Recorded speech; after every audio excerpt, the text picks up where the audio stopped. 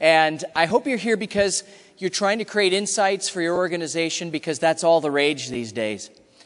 But there's one thing I want to talk about before we go any further, and that's one statistic that just totally ticks me off. And you've probably heard it a dozen times at this conference, because you hear it at every marketing content-y sort of conference that there is. And the statistic is that customers and prospects believe they're more than 60% done with the buying cycle before they entertain a salesperson. And everybody spreads that statistic like it's gospel truth. But what's interesting is that's how people feel, and that's the opinion they have about how far along they are. But do you really ever know how far along you are in your buyer's journey if it's just a feeling? Because what they're actually doing is interesting. A company called Sales Benchmark Index looks at 300 plus CRM systems every year to look at the disposition of leads and what happens to them. Turns out that 60% of qualified pipeline ends up making no decision at all. The majority of people who thought they wanted to do something and a salesperson said, I think they're going to do something, make no decision at all. They aren't necessarily ready to meet with a salesperson and decide between you and the competition. They haven't even figured out if they want to change yet. If that's the case in qualified pipeline, what does that mean further up the funnel when they talk to you?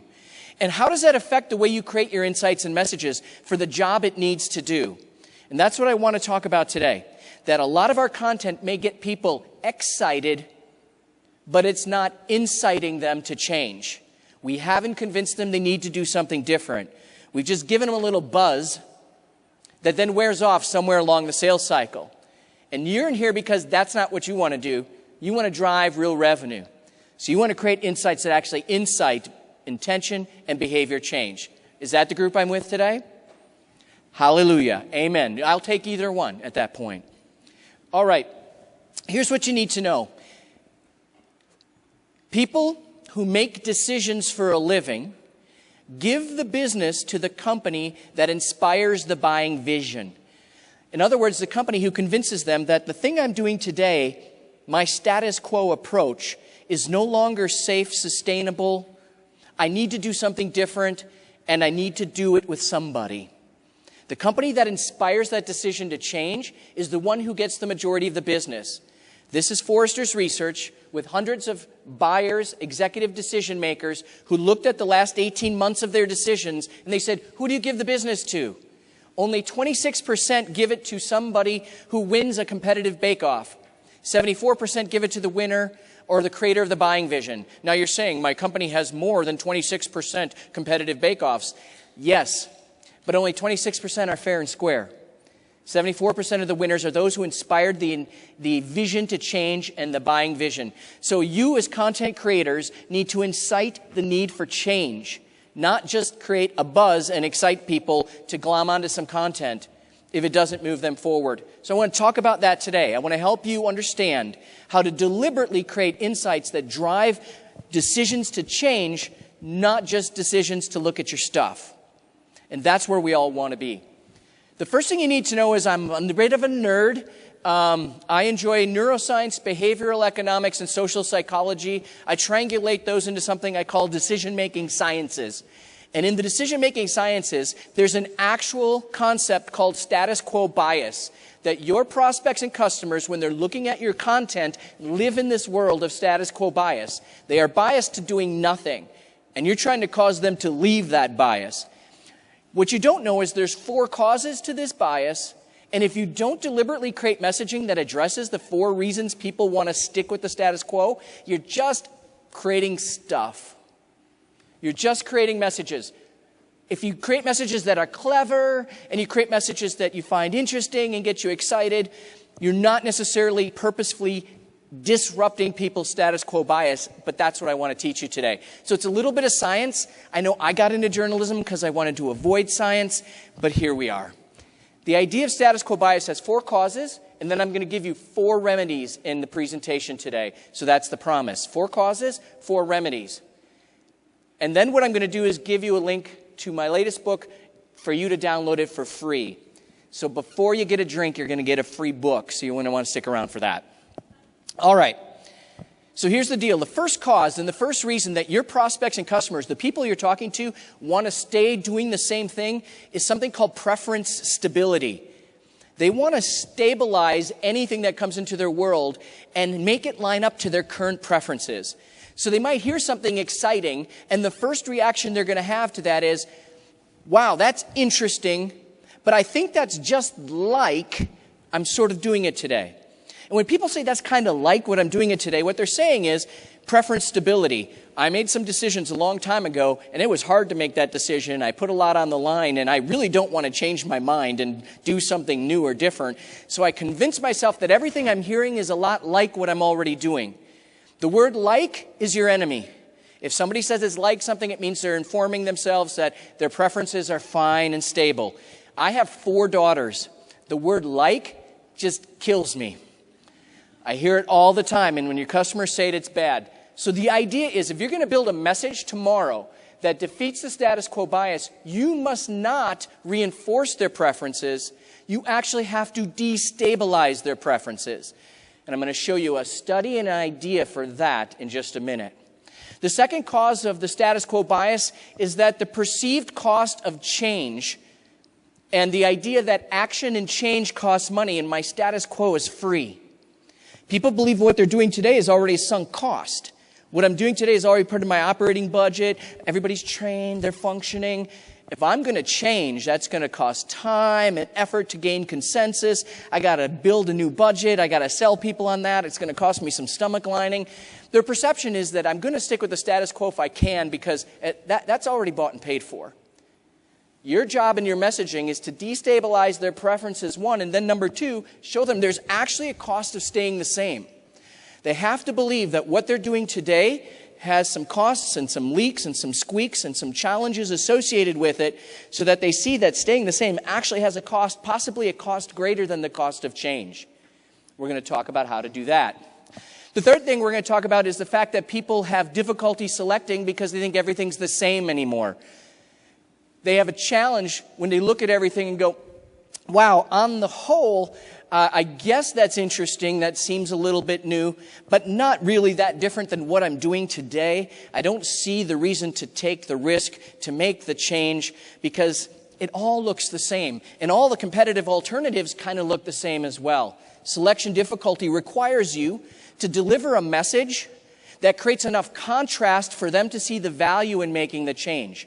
If they see their current state situation and how they're doing things one way, and your recommended new way of thinking about it, and there's not enough contrast, there's not enough value to make that decision to change, because change is fraught with peril. You need to show there's enough contrast between the way they're doing things and the new thing you're recommending. Contrast is important. We're going to talk about that. And then the fourth thing, and this is great about human beings, our natural inclination is that our first assumption is that if I try to make a change and do something different, I'm going to get a lot of regret and I'm going to get a lot of blame.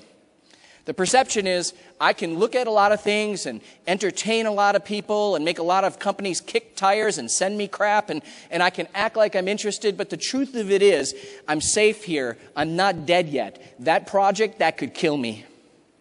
So the anticipated regret and blame, and what you need to do is after you've attached and attacked the rest of these with your messaging, be able to show them that somebody else has done this successfully who looks just like them. A before and after hero story. In other words, you need an insights framework that when you build your insight messaging deliberately addresses the 4 causes of status quo bias by deliberately attacking each one. It's like a checklist for your messaging. So that from now on, when you build a message, you don't have to guess whether it's going to work or hope that it's work or believe that it's clever enough to work. Because if you say clever in a British accent, it's much more clever. You can't guess anymore. You got to know. And this is the opportunity. So what I want to do is take each one of these one at a time. Here's your insights template. Make sure your insights destabilize the current preferences in order to overcome preference stability. Make sure you show the cost of staying the same to get over the perceived cost of change. Make sure you show enough contrast to overcome the selection difficulty, and make sure that you have a before and after hero story to overcome the anticipated regret and blame. So the first thing we're going to talk about is destabilizing preferences. What I want you to do is never, ever, ever create messages that are based on voice of the customer research. Just wanted to make sure you're all awake yet. If you build messages based on voice of the customer research, will you defeat the status quo bias? I'm going to say no, and here's why. A customer tells you they have a certain need. I've identified this need. I have this current problem. You go back and say, wow, we should talk about this capability over here. That really matches that need. And you go, yay, I have a value proposition. I have a solution story. You start raising the roof and getting all excited. But the problem is you have just created a commoditized conversation that actually confirms status quo bias. Because the needs that customers can express to you, they've expressed to everybody else. So they start sounding like the same needs. The portfolio of offerings you have are not that different from your competitors, so you start answering those needs with similar stories. Voila, you've got a confirmation bias or an emphasis that you confirm that everybody's more or less the same and it's more or less like what they're already doing. Voice of the customer research will commoditize your conversations. Where do you need to go? Here's what most companies do when they start to realize that fact, that 20 years ago, voice of the customer was original. Now it's table stakes. You need to get outside of that. And what do companies do? They go, oh, you know what we have? We have some distinct capabilities, some unique strengths, and we need to add them to the story. And we need to start talking about these things. And what do you call them? You call those value-added services. And when you introduce value-added services, because that's where the excitement and the differentiation might be, you assume the customer's going to go, all right, now I see why you're special. Oh, now I see why I have to change. I don't have those things. And you assume that the new things, the improved things, the different things are going to cause people to change. Turns out the science says they won't. They actually believe it adds cost and it adds complexity. So your effort to introduce value-added services didn't add value. It added a sense of cost and added a sense of complexity to the receiver of that message. What you have to do instead is, if you want people to care about those things that are unique and different to you, is you got to get them to care about the reasons they need those. Unconsidered needs, the ones the customer can't express no matter how many questions you ask them. The ones the customers can't tell you about because they've created workarounds that they didn't even know were masking problems. Or the ones the customer can't tell you about because they didn't appreciate the size or the speed with which it was coming at them. Or the ones the customer can't tell you about because they didn't even know there was something for that. They just thought that's just the way things were. Those are the opportunities for you to create a sense of urgency and uniqueness, the kind that will, in other words, with those unconsidered needs, destabilize their current preferences. Responding to known needs, the things the customers tell you they already need, assumes they're not doing anything to fix that. The point is, if they know there's a need, there's something they're already doing to fix that. And they're trying to do it to the best of their ability, but it doesn't mean they're doing nothing. And then, as a result, you're moving into the trap of status quo bias. To break through it, destabilize their preferences, you've got to tell them something they didn't know about a problem or opportunity they didn't know they had. And by telling them, it better land on something you do. Because if you just tell them something they didn't know about a problem they didn't know they had, and you can't do anything about it, then you're just a jerk. The idea here is people respond well to risk and resolve situations. Here's the test. We did a test with some partners I have at Stanford Graduate School of Business, Dr. Tormala and Dr. Neal. They are experts, and we do contract research where they set it up, they create the experiments, and then they write these things up. So this is done by a really smart third party. I didn't bring Dr. Tormala here because he's an expert in persuasion, and if you looked him in the eyes, you don't know what would happen to you. So anyways, I told him, you never lose a fight with your wife. He said, we never fight. And I said, precisely. Anyways, we did an experiment where we created 4 pitches for a product or service. In this case, it was a line of credit from a bank. And we put these customers into a situation where they needed a $10 million line of credit. And they listened to 4 types of pitches. And we essentially asked them at the end, which one was the most unique, the most different, the one that made you think more, the one that caused you to reconsider what you were already doing and your other options. And look what happened. In a presentation or message that contained an unconsidered need that they hadn't expected or expressed to, in this case, we told them the 3 needs they had, and these were outside of those 3 needs. Look at that. You can get a 50% lift in your market's perception that you are unique and different by telling them something they didn't know, not repeating what they do know. Your insight means you're a trusted advisor. Playing back for them what they told you means you're a tape recorder. There's a big difference when it comes to actually delivering an insight.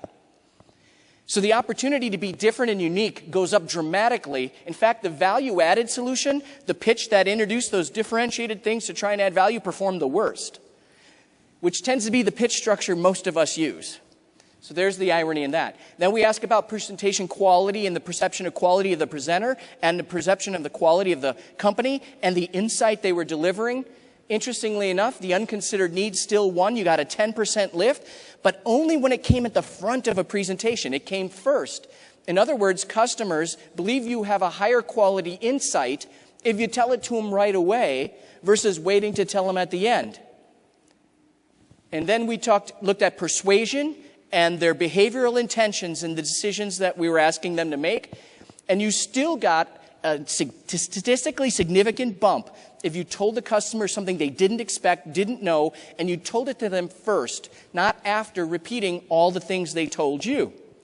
What's the takeaway from this? If you were looking to break through the status quo bias and destabilize their preferences, tell them something they didn't know about a problem or opportunity they didn't know they had, and do it first, right out of the gate. That's the thing you have to tell them.